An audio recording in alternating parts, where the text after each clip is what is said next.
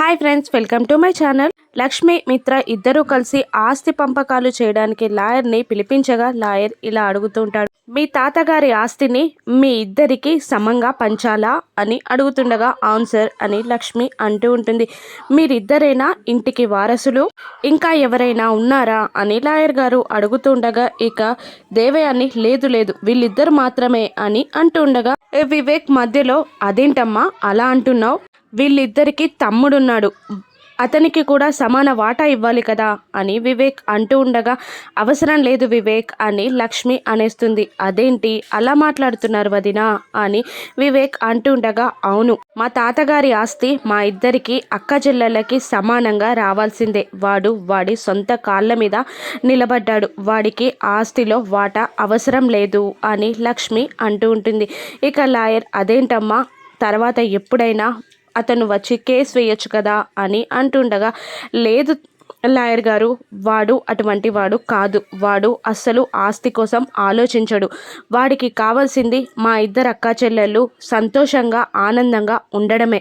మా తాతగారి ఆస్తికి వాడికి సంబంధం లేదు, వాడు మగపిల్లగాడు కాబట్టి వాడి కాళ్ళ మీద వాడు నిలబడాలని వాడికి ఆస్తిలో వాటా కూడా మా తాతగారు ఇవ్వలేదు, మా ఇద్దరికి మాత్రమే సమానంగా పంచండి అని అనగానే అలాగేనమ్మా అని అంటూ పాత వీలునామా తీసుకురండి అని అనేస్తాడు. దాంతో మనీషా దేవయాని గుండెల్లో బాంబ్ పట్టట్టు ఫీల్ అవుతూ ఉంటారు. ఇక పాత వీలునామా ఎందుకు అని మనీషా అడుగుతుండగా ఒకసారి అది చెక్ చేశాకే మళ్ళీ కొత్త డాక్యుమెంట్ తయారు చేయాలి అనగానే తాతయ్య గారు వెళ్ళి వీలునామా అంతా చెక్ చేస్తుండగా అక్కడ వీలునామా కనబడక ఇక్కడే పెట్టాను కదా ఏమైంది అని టెన్షన్ పడుతూ మళ్ళీ బయటికి రాబోతూ ఉండగా ఇక తాతయ్య గారి టెన్షన్ని పసిగట్టిన లక్ష్మి ఏమైంది తాతయ్య గారు, వీలునామా ఎక్కడా అని అడుగుతుండగా అదేనమ్మా కనిపించట్లేదు, నేను బీర్వాలోనే పెట్టాను కానీ అది కనిపించట్లేదు అని తాతయ్య గారు అనేస్తారు.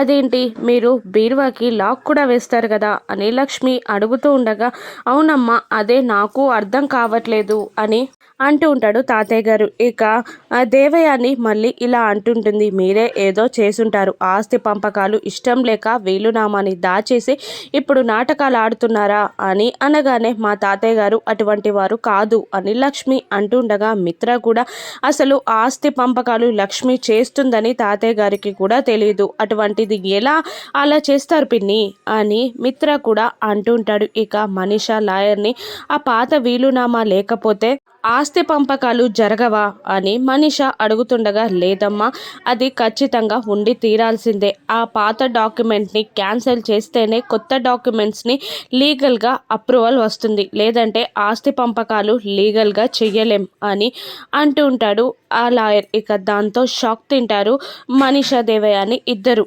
అప్పుడు లక్ష్మి సారీ లాయర్ గారు, వీలునామా దొరికాక మీకు మళ్ళీ పిలుపందిస్తాం అని అంటూ అక్కడ నుండి లాయర్ని వెళ్ళిపోమ్మని ఆలోచనలో పడిపోతుంది. ఇక జాను కూడా ఆలోచిస్తూ ఉంటుంది. ఇక మనీషా దేవయానిలు గార్డెన్లో అదే తోటలో ఉండగా జాను అక్కడికి వెళ్తుంది.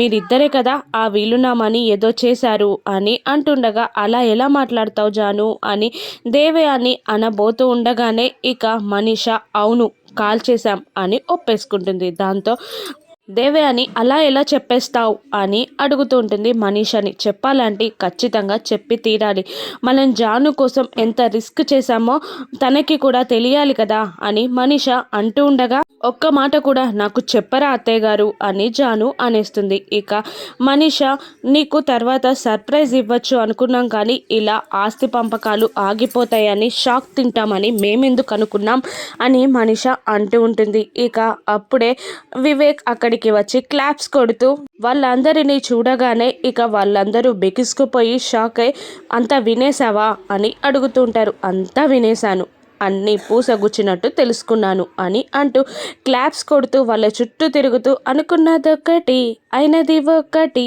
అని గెంతులేస్తూ ఉంటాడు. ఇక వాళ్ళు సైలెంట్గా ఉండడంతో ఎవరు తీసిన గోతుల్లో వాళ్ళే పడడం అంటే మీలాంటి వాళ్ళ నుంచే ఆ సామెతలు పుట్టుకొచ్చాయన్నమాట. ఆస్తి పంపకాలు కావాలని మీరు వీలునామా కాల్ చేస్తే ఆ వీలునామా వల్లే ఇప్పుడు ఆస్తి పంపకాలు ఆగిపోయాయి అని వివేక్ అంటుండగా మనీషా జాను నష్టపోయింది కదా, జానుతో పాటు నువ్వు కూడా నష్టపోయావు అని మనీష అంటుండగా, అలా ఎలా అంటావు మనీష, నువ్వు నా ఆస్తి కోసమే నేను ఆశపడలేదు, జాను ఆస్తి కోసం నేను ఆశపడతానని నువ్వెలా అనుకున్నావు అని వివేక్ కోపంగా అంటూ ఉంటాడు. జాను, ఇప్పటికైనా బుద్ధొచ్చిందా? మీ అక్క ప్రేమని అర్థం చేసుకున్నాక కూడా ఇలా చేస్తావా నువ్వు? ఇప్పటికైనా మీ అక్కని నమ్ము.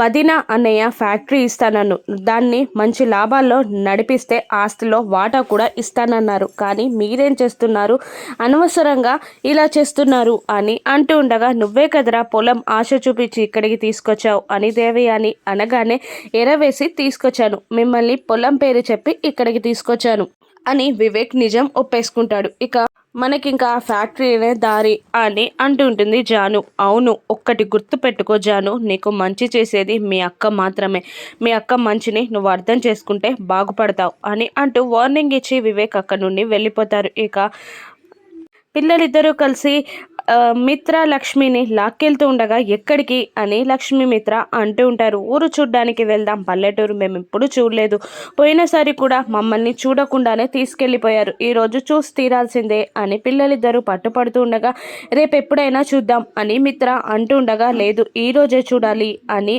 అనేస్తారు పిల్లలు. సరేనండి, వాళ్ళు ఆశపడుతున్నారు కదా, వెళ్దాం అని లక్ష్మి అంటుండగా, సరే నేను కార్ తీస్తాను అని అంటూ ఉంటాడు మిత్ర. వద్దు అని పిల్లలు అనగానే, అయితే నడిచి వెళ్దామా అని అంటుంటుంది లక్ష్మి. కాదు, ఆ ట్రాక్టర్లో వెళ్దాం అని పిల్లలు అనగానే, అమ్మో ట్రాక్టర్ డ్రైవింగ్ నాకు రాదు అని మిత్ర అనేస్తాడు. నాకు వచ్చండి, నేను తీసుకెళ్తాను అని అంటూ నడవబోతూ ఉండగా తాతయ్య గారు అడ్డుపడతారు.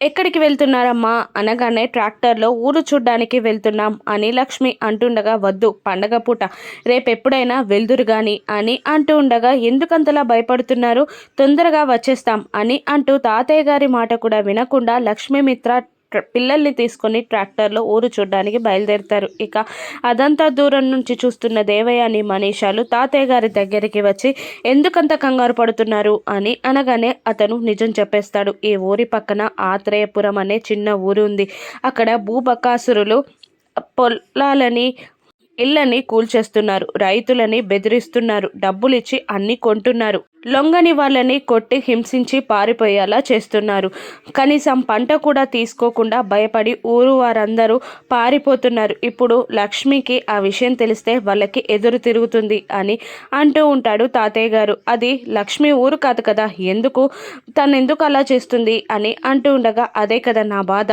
లక్ష్మి ఊరు కాకపోయినా చుట్టూ వాళ్ళందరూ బాగుండాలి అని తను అలా చేస్తుంది. ఈ ఊరికి బడి, గుడి, హాస్పిటల్, రోడ్స్ అన్నీ లక్ష్మి గవర్నమెంట్కి రాసిన లెటర్స్ వల్లే వచ్చాయి, లక్ష్మికి అందుకే అంత వాల్యూ. ఇప్పుడు వాళ్ళు అలా చేస్తున్నారని తెలిస్తే లక్ష్మి వాళ్ళకి ఎదురెళ్తుంది, ఏం జరుగుతుందో అన్న భయంతో నేను ఇలా భయపడుతున్నాను అని నిజం చెప్పగానే మనిష ఒక కన్నింగా నవ్వుకుంటూ ఉంటుంది. అప్పుడే ట్రాక్టర్పై వెళ్తున్న లక్ష్మీమిత్ర పిల్లలు సరదాగా మాట్లాడుకుంటూ ఉండగా, ఒక ఫ్యామిలీ ఇద్దరు భార్యాభర్తలు మూటాముళ్ళతో వెళ్తూ ఉండగా, పెద్దమ్మ పెద్దనాన్న బాగున్నారా, ఎక్కడికి వెళ్తున్నారు అనగానే ఊర్లో జరిగే విశేషాలన్నీ లక్ష్మికి చెప్పేస్తారు ఆ ఫ్యామిలీ. దాంతో అదిగో పొక్లీనర్ కూడా వస్తుంది, మా ఇల్లు కూల్చడానికే వస్తున్నారు అనగానే లక్ష్మి కోపంగా ఆ పొక్లీనర్ ఎదురుగా వెళ్ళి ఆపేసి ఆ డ్రైవర్ కిందికి దిగగానే లాచి చెంప దెబ్బ పగలగొట్టి, మనుషులు ఉండే ఇళ్ళని కాల్చేస్తారా, ఫ్యాక్టరీలు కడతారా, ఇంకొకసారి ఇలా జరిగితే బాగుండదు, భాగ్యలక్ష్మి వార్నింగ్, లక్ష్మీ మిత్రానందన్ ఊర్లోకి వచ్చిందని చెప్పు అని గట్టిగా వార్నింగ్ ఇచ్చి అక్కడ నుండి పంపించేస్తుంది. ఇక ఆ రౌడీలు భయపడి నరసింహం అనే అతని దగ్గరికి వెళ్తారు. జరిగిందంతా చెప్పగానే, ఒక ఆడదానికి మీరు భయపడుతున్నారా, చీ అని అతను తిడుతుండగా, తను ఆడది కాదు, మహంకాళి రూపంలో ఉన్న అమ్మోరు, 100 మంది మగాళ్ళకైనా ఎదురు తిరిగి సమాధానం చెప్పగలదు, పైగా తన భర్త కూడా తన వెనకాలే ఉంటాడు అని లక్ష్మి గురించి గ్రేట్గా మాట్లాడుతుండగా, ఇక వాళ్ళని కోపంగా చూస్తాడు ఆ నరసింహం. ఇక ఆ నరసింహానికి లక్ష్మికి గొడవ కానుందా, ఇందులో లక్ష్మి అతనికి ఎలా బుద్ధి చెప్పనుందో రాను ఎపిసోడ్స్లో చూద్దాం. Thank you for watching.